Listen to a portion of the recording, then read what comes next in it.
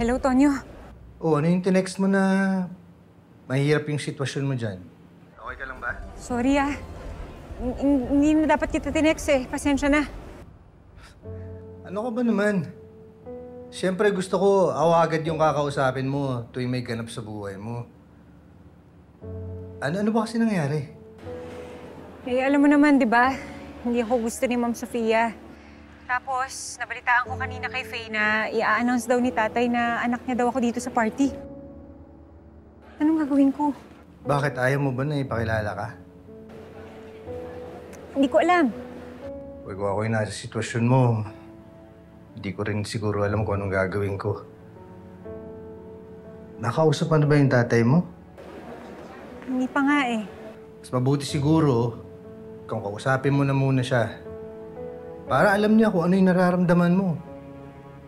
Malay mo, magbago yung isip niya. O kaya balay mo, mabago niya yung isip mo. Oo nga, sige. Kakausapin ko na lang siya. Salamat, Tonyo, ha. Pasensya na ulit. Ang kulit mo talaga, no? Isang sorry mo pa, ipagkakalat ko na talaga na tayo. Ano? Joke lang. Basta, mag-text o tumawag ka kung kailangan mo na kausap. Ha? Sige, salamat ulit.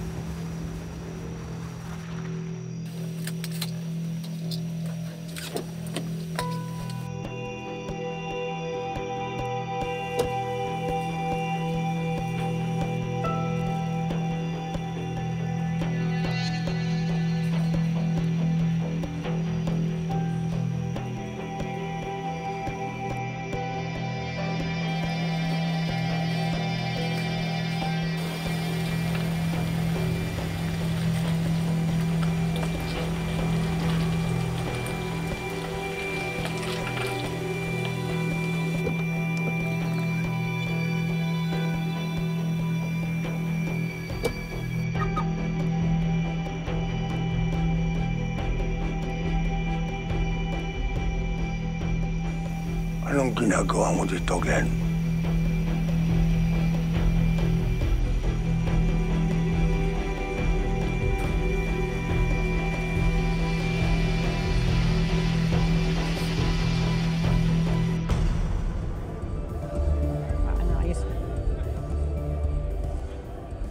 Ate, Yes, ma'am. hindi ba po kayo yung kasambahay nila, Mayor? Ay, opo, ma'am. Bakit po, ma'am? Alam niyo ho ba kung nasan siya? Ay, hindi po, ma'am eh. Siguro makakasagot po dyan yung mga bodyguards po niya. Kasi yun laging mga kasama niya, ma'am. Sige, salamat po.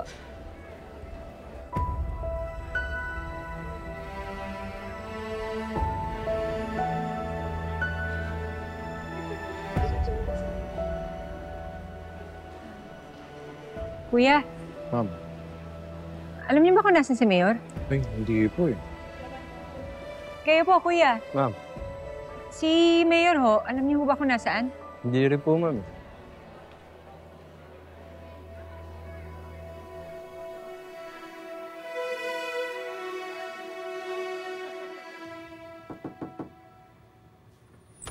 Sir Tonyo, Selena, hindi na lang kita ng prutas. maraming salamat ha. Pero alam mo ba, hindi mo na kailangan gawin yung mga yan. Na ano, dalang kayo ng prutas? Wala yun. Masyado naman kayong oy. Basta salamat at sa kabila ng lahat, tinulungan mo pa rin ako ayusin yung date namin ni Bobby. Masokista ba ako? Eh, di ba gano'n naman talaga kung mahal mo yung isang tao. Pero wag ka mag-alala, Sir Tonyo. Marunong din naman ako tumanggap ng pagkatalo. Hindi ka talo, Selena. Pero sana balang araw, pahanap po rin yung perfect na tao para sa'yo. Sana nga. Sayang naman yung, yung ganda ko. At sige, may ipa-follow up lang ako sa nurse mo, ha? Sige.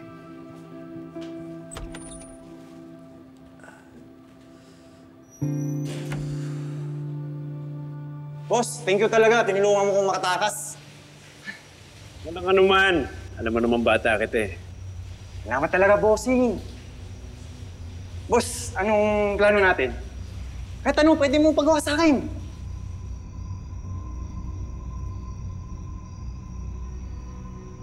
Relax ka lang.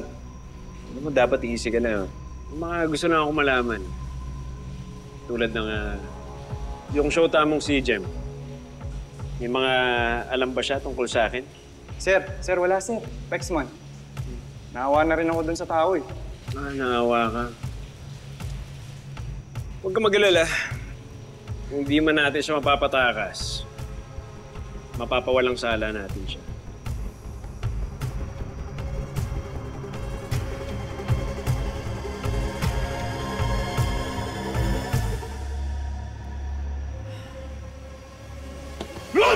Boss, ano to? Boss, anong ibig sabihin nito? Ano to? Boss! Anong gagawin niyo? Boss! Bok, Bok, anong ginagawa mo dito? nagka-problema doon sa pag-transfer kay Monty. Ano nangyari? Hinarang kami eh. Tapos tinakas siya. Nabaril nga si Dison eh. Nandito rin sa ospital. Kamusta si Jason? Okay naman siya. Hindi naman malala yung tama. Mabuti naman. Ano na bang latest update dyan kay Monty? Hanggang ngayon, Bok, wala pa rin balita eh. Ang huling sabi eh, di pa rin daw siya nakikita. Alam mo, Bok, mukhang matindi talaga yung may hawak dito kay Monty. Nakakaasar na nga eh. Parami yung mga kaso natin tapos wala na solve. Bali, Bok. As soon as kaya ko na, tutulong ako agad. Kuha lang akong kape. May gusto ka ba? Okay lang, salamat. Sige. Balik ako.